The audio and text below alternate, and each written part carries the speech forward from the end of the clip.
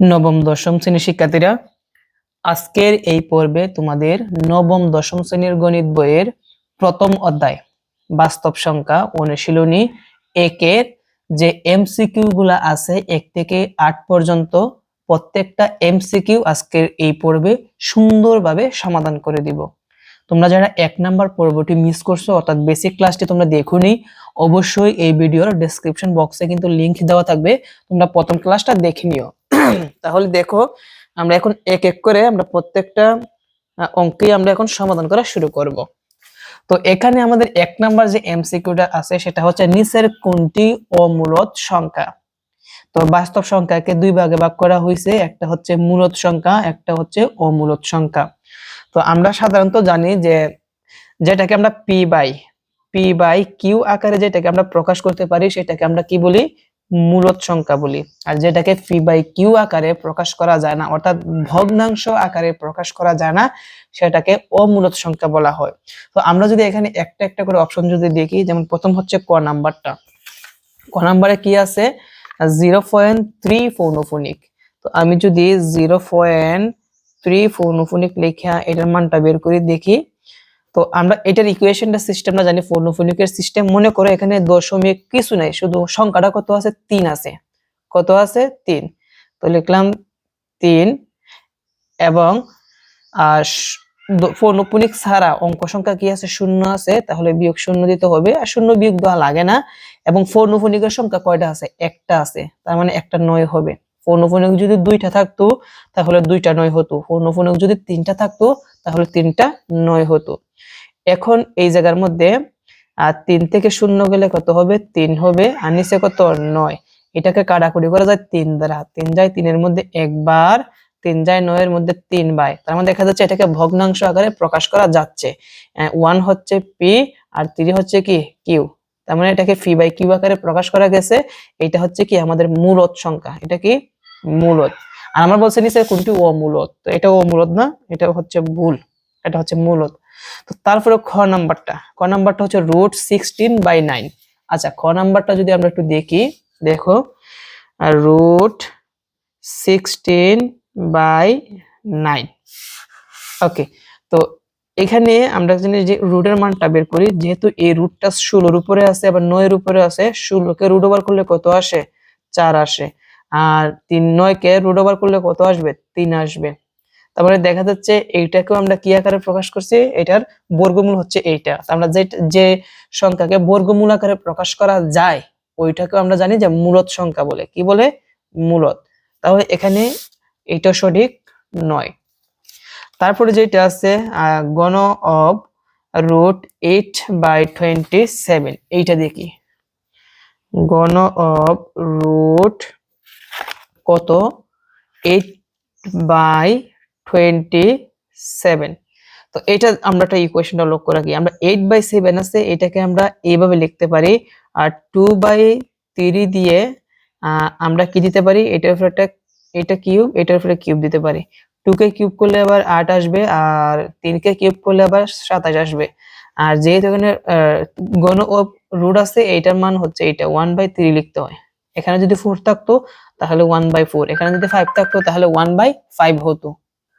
তাহলে এখানে আমরা ইকুয়েশনটা একটু ভালোভাবে বুঝি। দেখো কিভাবে ইকুয়েশনটা করতে হবে। ইকুয়েশনের সিস্টেমটা হচ্ছে এখানে আমরা এটাকে এইভাবে না লিখে আরো সহজভাবে লিখতে পারি। 2/3 দিয়ে আমরা একটা ব্র্যাকেট দিয়ে কিউব দিতে পারি, তাই না? তাহলে আবার এই কিউবটা কিন্তু 2 এর উপরে বোঝানো হয়েছে, আবার 3 এর উপরে বোঝানো হয়েছে। আর এখানে যা আছে তাই 1/3। তাহলে 3 কাটতে থাকবে কত? আমাদের শুধু 2/3 থাকবে। তো এটা কিন্তু আমরা ভগ্নাংশ আকারে প্রকাশ করতে পারছি। এটা হচ্ছে লব, এটা হচ্ছে হর। তার মানে এটাও কি? মূলদ সংখ্যা। তো এটা আমাদের সঠিক নয়, আমাদের বলছে অমূলদ কোনটা। তারপরে লক্ষ্য রাখি 5/√3, এটা কিন্তু √3। তো এখানে যে 5/√3 আছে এইটা আমরা একটু দেখি। দেখো 5/√3। তো এখানে যে √3 আছে, এই √3 কিন্তু অমূলদ সংখ্যা। এই √3 কিন্তু অমূলদ সংখ্যা। কেন অমূলদ সংখ্যা? এর কারণ হচ্ছে √3 পূর্ণ সংখ্যা অথবা পূর্ণবর্গ সংখ্যা নয় এটা, তাই এর 3 এর বর্গমূল অমূলদ সংখ্যা হবে। এটা এটা মনে করো 9 যদি থাকে, 9 কে যদি আমরা আর বর্গমূল করি, রুট করি, কত পাবো? 3 পাবো। এই 3টা হচ্ছে বর্গমূল সংখ্যা, 9 এর বর্গমূল সংখ্যা। এই 3টা কিন্তু কি, এই 3টা হচ্ছে আমাদের অমূলদ সংখ্যা, আর 9টা কিন্তু মূলদ সংখ্যা। বুঝছো? সোজা কথা, তুমি √3 লেখা ক্যালকুলেটর সমান দাও, দেখবা অনেকগুলা মান আসবে, চলতেই থাকবে। যে মানটাগুলো চলতেই থাকবে, এটাকে বলা হয় কি, আমরা জানি অমূলদ সংখ্যা। বুঝতে পারছো? তাহলে 5/√3 অমূলদ সংখ্যা। যদি এইরকম থাকে প্রশ্নের মধ্যে, যেমন √2, √3, √5, তারপরে হচ্ছে √7, এগুলাকে আমরা বলি অমূলদ সংখ্যা বলি। কি বলি? অমূলদ। কারণ এগুলার মান তুমি ক্যালকুলেটর দিয়ে সমান দাও, দেখবা চলতেই থাকবে। তাহলে এটার আমাদের প্রথমটার অ্যান্সারটা হবে আমাদের কত নাম্বারটা? ঘ নাম্বারটা 5/√3। ওকে, আমরা 2 নাম্বার এমসিকিউটা একটু লক্ষ্য রাখি।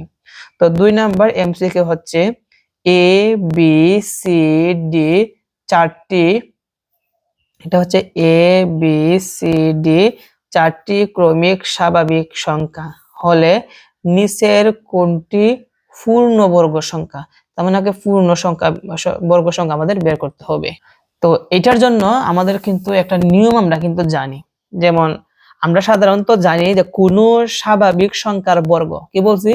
কোনো স্বাভাবিক সংখ্যার বর্গ, কোনো স্বাভাবিক সংখ্যার বর্গ একটি পূর্ণবর্গ সংখ্যা, এবং যে কোনো চারটি ক্রমিক স্বাভাবিক সংখ্যার গুণফলের সাথে যদি আমরা 1 যোগ করি, তাহলে এটা কি হয়? আমাদের পূর্ণবর্গ সংখ্যা হয়। কি বলছে? চারটি ক্রমিক স্বাভাবিক সংখ্যার গুণফলকে যদি আমরা 1 প্লাস করি, কি করি? 1 প্লাস করি, 1 যদি প্লাস করি, তাহলে সেটাকে কি বলা হয়? পূর্ণবর্গ সংখ্যা হয়। তো এখানে এ বি সি ডি চারটা গুণ আকারে আছে, গুণফল আকারে আছে, তার সাথে এখানে 1 প্লাস আকারে আছে। তো এটা হচ্ছে আমার কি সঠিক অ্যান্সার। তোমরা এইরকম চারটা মনে করো। আমি যদি তোমাদেরকে উদাহরণ দেই, উদাহরণ হিসেবে মনে করো এখানে 1 2 3 4 5 6, মানে কতগুলো সংখ্যা লিখলাম, ডট ডট ডট। এখন আমরা প্রথম চারটাকে গুণ করব। এখান থেকে যে আমরা প্রথম চারটাকে গুণ করি, তাহলে কত হয়? 1 গুণ 2 গুণ 3 গুণ 4, তাহলে 3 4 12, 12 দুগুণে 24, 24 একে 24, কত হলো? 24 হলো। আর এর সাথে যদি আমরা 1 যোগ করি, কত হয়? 25 হয়। এখন এই যে 25, এটা কিন্তু পূর্ণবর্গ সংখ্যা, কারণ এটাকে যদি আমরা রুট ওভার দিই, কত আসবে? 5 আসবে। এই জন্য চারটাকে গুণ করে 1 যোগ করলে এটা পূর্ণবর্গ হয়। তাহলে এটা আমাদের অ্যান্সার কোনটা? গ নাম্বারটা, কারণ এই চারটা গুণ আকারে আছে, সাথে +1, আর বাকিগুলা কিন্তু গুণ আকারে আছে। এটা সঠিক নয়, এটা সঠিক নয়, এইটাও কিন্তু সঠিক নয়, এটা মাইনাস আকারে আছে। তাহলে আমাদের গ নাম্বারটা সঠিক। তো 3 নাম্বার এমসিকিউটা সবাই বলো রাখো। দেখো 3 নাম্বার বলছে 1 থেকে 10 পর্যন্ত মৌলিক সংখ্যা কয়টি? 1 থেকে 10 পর্যন্ত মৌলিক সংখ্যা কয়টি? সবচেয়ে ছোট মৌলিক সংখ্যা কত? 2। তারপরে মৌলিক সংখ্যা 3, তারপরে হচ্ছে 5 7। তাহলে মৌলিক সংখ্যা মোট কয়টা? 4টা। তাহলে এটা আমাদের খ নাম্বারটা সঠিক। 4 নাম্বারটা, কোনটি সকল পূর্ণ সংখ্যার সেট? পূর্ণ সংখ্যা মানে কি? সকল ধনাত্মক, ঋণাত্মক, অখণ্ড সংখ্যাকে আমরা কি বলি? পূর্ণ সংখ্যা বলি। এবং পূর্ণ সংখ্যার মধ্যখানে থাকবে মাইনাস, এবং বাম দিক না, মধ্যখানে থাকবে হচ্ছে 0, আর বাম দিকে থাকবে হচ্ছে ঋণাত্মক মানে মাইনাসের সংখ্যা, আর ডান দিকে থাকবে ধনাত্মক মানে প্লাসের সংখ্যা। মানে এই পাশে থাকবে -1 -2 এইভাবে, আর এই পাশে থাকবে +1 +2 +3 এইভাবে। তাহলে এটা কোনটার মধ্যে আছে? এখানে মধ্যখানে শূন্য আছে, ঠিক আছে, কিন্তু 1 থেকে শুরু হয় নাই, এই জন্য এটা ভুল। তো তারপর একটা যদি দেখি আমরা এখানে, এরপর একটা, এখানে এরপর একটা লক্ষ্য রাখো, এই যে এখানে থেকে কি দ্বারা শুরু হয়েছে? 0 দ্বারা শুরু হয়েছে, 0 মধ্যখানে, আর 1 থেকে 1 -1 -2 ডট ডট মানে -3 -4 এগুলো আছে। এখানে +1 +2 +3 এভাবে চলতে আছে। তো এইটা সিরিয়াল ভাবে দেওয়া আছে, এইটা হচ্ছে সঠিক। বুঝতে পারছি? এগুলা কিন্তু সঠিক নাই। 0 -1 -2 থাকার কথা ছিল, কিন্তু -3 দেওয়া আছে, এটা সঠিক না। আর এগুলো সবগুলো হচ্ছে ধনাত্মক সংখ্যা, এই জন্য এটা কি সঠিক না। তাহলে আমাদের কোনটি সকল পূর্ণ সংখ্যার সেট? খ নাম্বারটা হবে। কেন হবে? মধ্যখানে 0 থাকবে, বাম দিকে মাইনাসের সংখ্যা থাকবে সিরিয়াল ভাবে 1 থেকে 2 থেকে এভাবে, ডান দিকে প্লাসের সংখ্যা থাকবে সিরিয়াল ভাবে, এই জন্য এইটা সঠিক। তার পরবর্তী এমসিকিউ 5 নাম্বার, বাস্তব সংখ্যার ক্ষেত্রে 1 নাম্বার, বিজোড় সংখ্যার বর্গ একটি বিজোড় সংখ্যা। কি বলছে? বিজোড় সংখ্যার বর্গ একটি বিজোড় সংখ্যা। আচ্ছা, বলছে বিজোড় সংখ্যার বর্গ নাকি বিজোড় সংখ্যা হবে, আমরা একটু চেক করে দেখি। যেমন আমরা যদি এখানে 1 এর উপরে আমরা বর্গ দেই তাহলে কত হবে? 1 হবে, তাহলে এটা বিজোড় সংখ্যা। আমরা যদি তার পরবর্তী বিজোড় সংখ্যা 3 এর উপরে স্কয়ার দেই, বর্গ দেই, তাহলে 9 আসবে, তাহলে এইটাও বিজোড় সংখ্যা। আবার আমরা যদি 5 এর উপরে স্কয়ার দেই কত আসবে? 25 আসবে, এইটাও বিজোড় সংখ্যা। তাহলে দেখা যাচ্ছে আমরা যতগুলা বিজোড় সংখ্যা আছে এগুলোকে যদি আমরা বর্গ দেই আমাদের বিজোড় সংখ্যাই পাবো। তাহলে এই 1 নাম্বারটা কিন্তু সঠিক। 2 নাম্বারটা বলছে দুইটি জোড় সংখ্যার গুণফল এর গুণিতক জোড় সংখ্যা। কি বলছে? দুইটি জোড় সংখ্যার গুণফল। আচ্ছা, আমরা দুইটা সংখ্যা জোড় গুণ করি। প্রথম জোড় সংখ্যা মনে করো 2, পরবর্তী জোড় সংখ্যা মনে করো 4। এটাকে যদি আমরা গুণ করি কত আসবে? 8 আসবে। তো এখানে বলছে যে দুইটি জোড় সংখ্যার গুণফল এর গুণিতক জোড় সংখ্যা। তো দেখা যাচ্ছে এই যে গুণিতকটা আছে এটা কিন্তু আমাদের জোড় সংখ্যায় আসছে। আমরা যদি আরো দুইটা জোড় সংখ্যা নিই, যেমন 4 গুণ 6, 4 6 কত? 24। এই যে এটা কিন্তু আমাদের কি জোড় সংখ্যা। আবার এটা এই 24টা কিন্তু 6 এর গুণিতক, আবার কার? 4 এরও কিন্তু গুণিতক। তার মানে দেখা যাচ্ছে দুইটা জোড় সংখ্যা যদি আমরা গুণ করি আমাদের জোড় সংখ্যা আসবে, গুণিতকগুলো জোড় সংখ্যা আসবে। তাহলে এইটা আমাদের কি সঠিক। 3 নাম্বার হচ্ছে পূর্ণবর্গ নয় এমন সংখ্যার বর্গমূল মূলদ সংখ্যা। কি বলছে? পূর্ণবর্গ নয় এমন সংখ্যার বর্গমূল মূলদ সংখ্যা, এইটা বুঝতে হবে। এখানে যে তথ্যটা দেওয়া আছে এটা কিন্তু ভুল দেওয়া আছে। আমরা জানি পূর্ণবর্গ নয় এমন সংখ্যার বর্গমূল হচ্ছে অমূলদ সংখ্যা। এটা দ্বারা তোমরা একটু বোঝাই, পূর্ণবর্গ নয় এমন সংখ্যার বর্গমূল হচ্ছে কি অমূলদ সংখ্যা। আমি যদি একটা সংখ্যা লিখি যেমন 3, এটাকে আমরা বর্গমূল করি, বর্গমূল কিন্তু করা যায় না, অনেকগুলা মান আসবে দশমিক দিয়ে। এই জন্য এটাকে কি বলা হয়? অমূলদ সংখ্যা বলা হবে। এটা হচ্ছে অমূলদ, এটা হচ্ছে পূর্ণবর্গ নয়। কিন্তু আমি যদি এটা 4 একটা সংখ্যা নিই এটা কিন্তু পূর্ণবর্গ। এটা কি? পূর্ণবর্গ। এটা যদি আমরা রুট ওভার দিই কত আসবে? 2 আসবে। এটা হচ্ছে আমাদের কি মূলদ সংখ্যা। কিন্তু এখানে যে আমাদের বলছে যে পূর্ণবর্গ নয় এমন সংখ্যার বর্গমূল মূলদ সংখ্যা, এই তথ্যটা ভুল, এটা হবে অমূলদ সংখ্যা। তাহলে আমাদের 1 নাম্বার আর 2 নাম্বারটা সঠিক। 1 নাম্বার 2 নাম্বার কিসের মধ্যে আছে? আমাদের এখানে ক নাম্বারের মধ্যে আছে। তো আশা করি এই এমসিকিউটাও তোমরা ভালোভাবে বুঝতে পেরেছো। তো আমরা পরবর্তী এমসিকিউটা একটু ভালোভাবে দেখি। তো পরবর্তী এমসিকিউটা হচ্ছে 6 নাম্বার। 6 নাম্বারের মধ্যে আছে 3টি ক্রমিক স্বাভাবিক সংখ্যার গুণফল সর্বদাই নিচের কোন সংখ্যা দ্বারা বিভাজ্য হবে? 3টি ক্রমিক স্বাভাবিক সংখ্যার গুণফল। আচ্ছা, 3টি ক্রমিক স্বাভাবিক সংখ্যা আমি নিই। মনে করে প্রথম নিলাম 1, তারপর নিলাম 2, তারপর নিলাম 3। এখন এইগুলা যদি আমরা গুণ করি কত হয়? 3 দুগুণে 6, তারপরে 6 একে 6। এই 6টা কোন সংখ্যা দ্বারা বিভাজ্য হবে? 5। যেমন এখানে 5 আছে, 5 দ্বারা কি 6 কে ভাগ করা যায়? না, ভাগ করা যায় না। 6 দ্বারা কি এই 6 কে ভাগ করা যায়? অবশ্যই ভাগ করা যায়। 6 6 এর মধ্যে কয়বার যায়? একবার যায়। তার মানে নিঃশেষে বিভাজ্য হয়। নিঃশেষে বিভাজ্য মানে কি? ভাগশেষ থাকবে না। বুঝতে পারছো? তাহলে এটা আমাদের কত নাম্বারটা সঠিক? খ নাম্বারটা সঠিক হবে। তোমরা কি বুঝতে পারছো? আমরা যদি আরো ভিন্ন ধরনের 3টা ক্রমিক স্বাভাবিক সংখ্যা নিই, মনে করো আমি নিলাম 10, ছোট সংখ্যা নিই 7, তারপরে মনে করে নিলাম 8, তারপর নিলাম 9। তাহলে এখানে কত হয়? 8 নং 72। 72 কে যদি আমরা 7 দিয়ে গুণ দেই, দেখি 72 কে 7 দিয়ে গুণ দিয়ে কত আসে? 72 গুণ 7 আসবে হচ্ছে 504। এখন দেখি 6 দ্বারা ভাগ করা যায় কিনা। ভাগ হচ্ছে 6, 84 বার যায়। তাহলে 3টা ক্রমিক স্বাভাবিক সংখ্যাকে যদি আমরা গুণ করি সিরিয়াল ভাবে, এবং এইটাকে কিন্তু 6 দ্বারা সবসময় কি হবে? নিঃশেষে বিভাজ্য হবে। আবার তুমি 3টে ক্রমিক স্বাভাবিক সংখ্যা এভাবে নিলে হবে না, যেমন 7 নিলা, তারপর 9 নিলা, তারপর 10 নিলা, এইভাবে নিলে কিন্তু হবে না।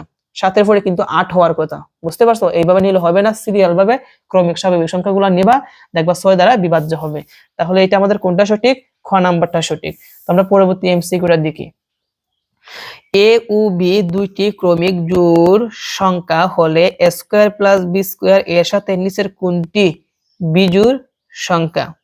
কি বলছে? এ ও বি দুইটি ক্রমিক জোড় সংখ্যা হলে এ স্কয়ার প্লাস বি স্কয়ার এর সাথে নিচের কোনটি বিজোড় সংখ্যা হবে?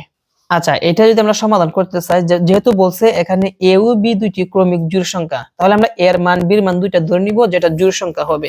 মনে করো আমি এ সমান ধরলাম, মনে করো আমি a সমান 8 ধরলাম আর b সমান ধরলাম মনে করো 10। দুইটা কিন্তু জোড় সংখ্যা কিন্তু। কেমন? এখন আমরা অপশনগুলো একটু যাচাই করে দেখি কোনটা সঠিক হয়। তো এখানে প্রথমটা আছে হচ্ছে, কোথায় গেল, প্রথমটা হচ্ছে স্কোয়ার, মানে আমরা এমন ভাবে ইকুয়েশনটা করব যাতে বিজোড় সংখ্যা হয়। প্রথম কি আছে, স্কোয়ার আছে।